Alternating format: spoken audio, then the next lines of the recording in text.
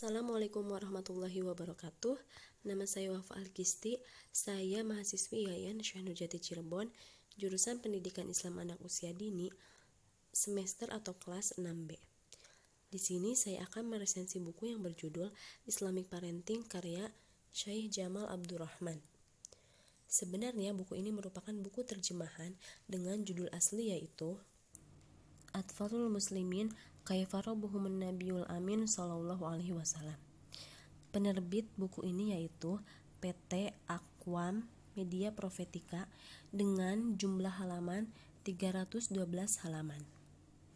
Buku ini menjelaskan tentang pendidikan anak menggunakan metode Nabi. Di sini penulis mengklasifikasikan berdasarkan usia yaitu usia 0 sampai 3 tahun, 4 sampai 10 tahun, 11 sampai 14 tahun, 15 sampai 18 tahun dan usia pranikah. Buku ini terdiri dari 6 bab yaitu bab pertama dengan judul Pendidikan Anak Usia 0 sampai 3 tahun. Kemudian bab 2 Pendidikan Anak Usia 4 sampai 10 tahun. Bab 3 Pendidikan Anak Usia 10 sampai 14 tahun. Bab 4 Pendidikan Anak Usia 15 sampai 18 tahun dan bab 5 Pendidikan Anak Usia pranikah. Kemudian bab terakhir yaitu bab 6 Pesan-pesan Luqman berkaitan dengan pendidikan anak-anak. Pada bab 1 yaitu usia 0 sampai 3 tahun, di sini dijelaskan ketika seorang ibu mengandung, maka hendaknya ia memberikan doa sedari anak di kandungan yaitu dengan mendengarkan atau melafazkan hal-hal baik seperti membaca doa, berzikir, membaca Al-Quran, sholawat, mendengarkan pengajian, dan mendengarkan hal-hal baik lainnya. Kemudian di bab 2 yaitu usia 4 sampai 10 tahun, di sini anak memasuki usia remaja.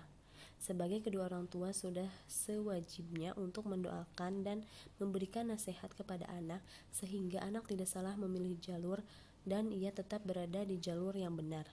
Kemudian pada usia 4 sampai 10 tahun di sini anak itu masih aktif bermain sehingga sebagai orang tua sudah selayaknya memberikan fasilitas bermain dengan tetap mematuhi syariat Islam sehingga anak tidak salah pergaulan. Pada bab 3 yaitu 10 sampai 14 tahun, apabila dalam keluarga terdapat seorang anak laki-laki dan seorang anak perempuan, maka tidurnya harus dipisah.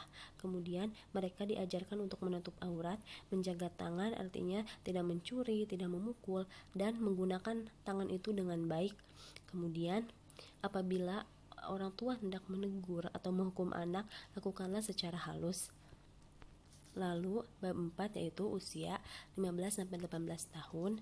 Di sini sebagai orang tua maka harus memberikan motivasi kepada anaknya yaitu untuk mengajarkan anaknya bangun pagi, untuk mencari rezeki, kemudian percaya diri dan mandiri. Kemudian bab 5 yaitu usia pranikah. Pada usia tersebut, orang tua itu mengajarkan pendidikan seks agar anak tidak salah kaprah. Artinya, baik perempuan maupun laki-laki, mereka akan tetap menjaga kemaluannya dan hal-hal mana saja yang tidak boleh disentuh oleh laki-laki maupun perempuan. Kemudian, pada bab terakhir yaitu pesan-pesan Luqman berkaitan dengan pendidikan anak-anak. Pesan tersebut yaitu ada 5. Yang pertama, jangan berbuat syirik. Kemudian yang kedua, Allah mengetahui keadaan hambanya.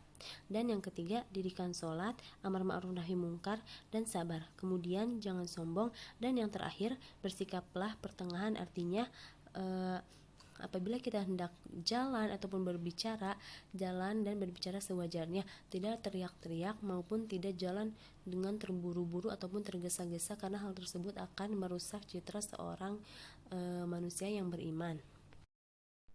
Setelah saya mengamati dan membaca buku tersebut, saya menemukan kelebihan dan kekurangan pada buku tersebut.